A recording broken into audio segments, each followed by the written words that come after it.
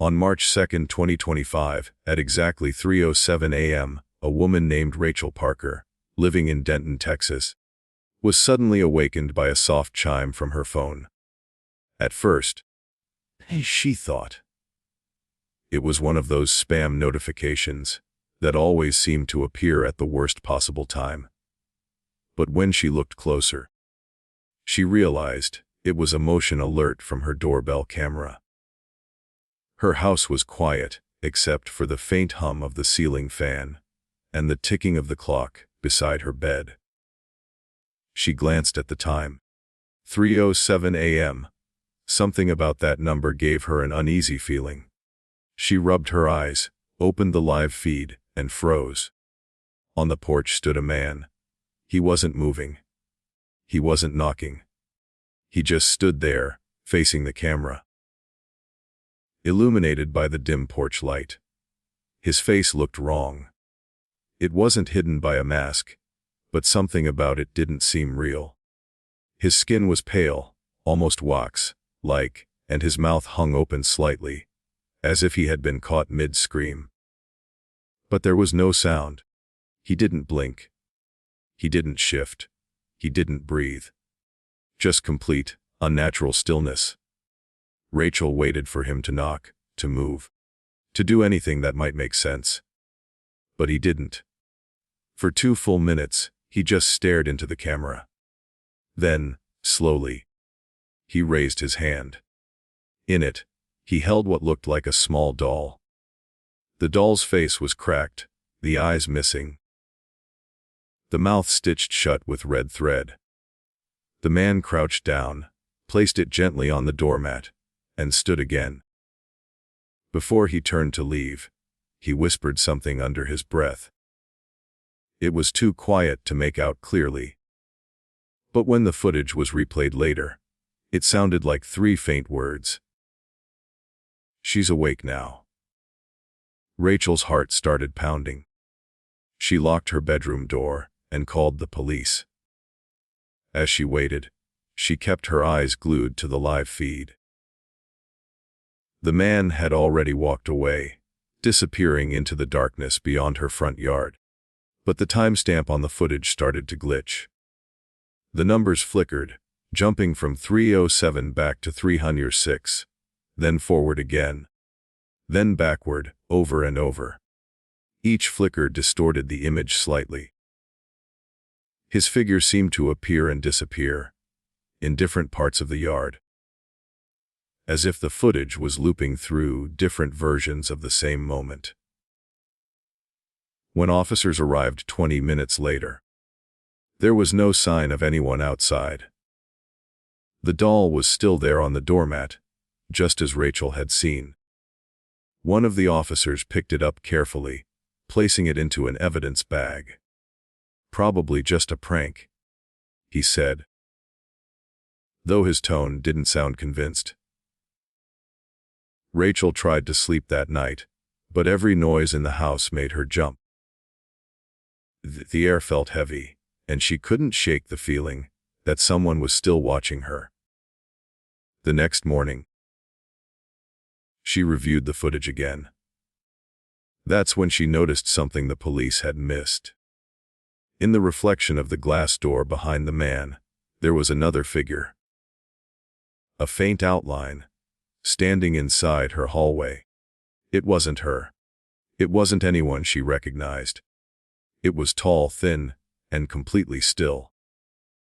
The moment she realized what she was seeing, she felt sick. That reflection had been there while she was upstairs, completely alone, or so she thought. She called the police again, but they told her the reflection could have been a trick of light or compression from the camera. They assured her there was nothing to worry about. Still, Rachel didn't feel safe. She decided to stay with her sister for a few days. Before leaving, she turned off the motion alerts from her camera, too afraid of what she might see next. But even from her sister's house, she couldn't sleep. Every night, at exactly 3:07 a.m., She'd wake up without knowing why, heart pounding, with the same phrase echoing in her mind. She's awake now. 2 weeks later, she returned home. Everything seemed normal at first. The house smelled faintly of dust and cleaning supplies, and the doll was gone, locked away in an evidence locker somewhere. She tried to convince herself that the whole thing had been some cruel prank. But the first night back, the motion alert came again. The same time. 3:07 a.m., her stomach dropped. She opened the live feed, expecting to see the same man, but the porch was empty. She stared for a few seconds, her pulse racing, until she noticed something else. The doorbell's timestamp was frozen again. 3:07, and in the background, through the faint glare on the glass, she saw movement inside the house. Behind her. She spun around, but nothing was there. 2 weeks later, she returned home. Everything seemed normal at first.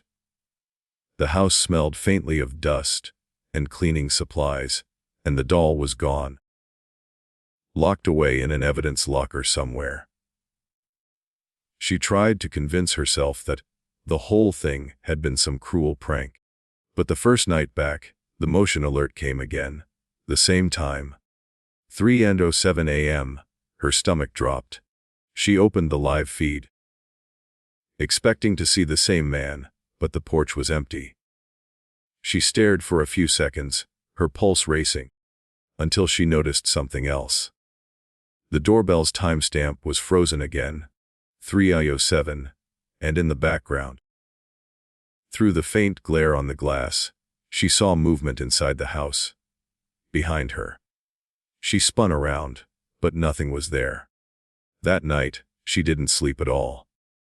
Every creak of the house sounded like footsteps. At 3:06, she sat up in bed, holding her phone, waiting for the alert. When it came, she almost didn't have the courage to look. But she did. The camera showed her empty porch again. No movement, just silence. Then, faintly, a flicker of something moving at the bottom of the frame. A hand, small and pale, reaching up from just below the doorbell. Then another. Then a child's face, expressionless, hollow-eyed, staring into the camera. The same doll's face, but alive. Rachel screamed and threw the phone across the room. The feed cut out immediately. When she tried to reopen it, the app crashed. The next morning, her doorbell camera was gone. Not broken, not unplugged. Gone. The wires had been neatly pulled out from the wall. In their place, sitting on the porch, was the same doll. This time, the mouth wasn't stitched shut. It was open, as if screaming. She called her sister in a panic, begging her to come over. When her sister arrived an hour later, the doll had vanished. Rachel was sitting on the couch, trembling, holding her phone. "It keeps calling me," she whispered. Her sister looked confused. Rachel showed her phone screen. The caller ID simply said, "Front door." The call log showed repeated missed calls, all from 3:07 a.m. That night, Rachel's sister stayed over to make sure she wasn't alone. But around 3:00 a.m., the phone started vibrating again. Front door. They didn't answer. It rang again. Then again. Finally, her sister picked it up and put it on speaker. There was only silence. Then a faint voice, distant and distorted. "She's awake now." The next day, Rachel's sister convinced her to take the phone and doorbell system to a technician. But when they connected the memory chip to their computer, the footage wouldn't play. The technician said the files looked corrupted, until one of them suddenly opened on its own.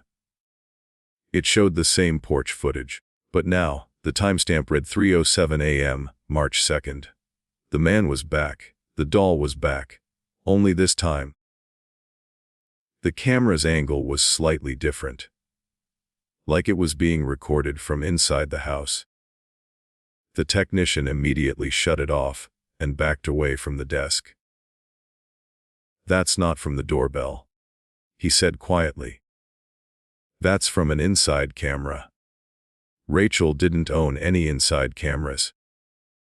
She went home that evening and started packing her things. She didn't care where she went. She just wanted out of that house.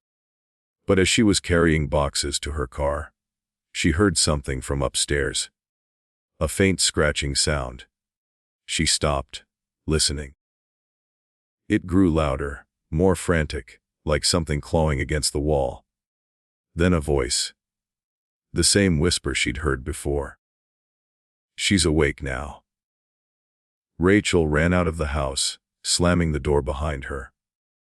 When police arrived later that night, they found no one inside. No intruder. No footprints. But in Rachel's bedroom, scrawled on the wall above her bed in black marker, were 3 words.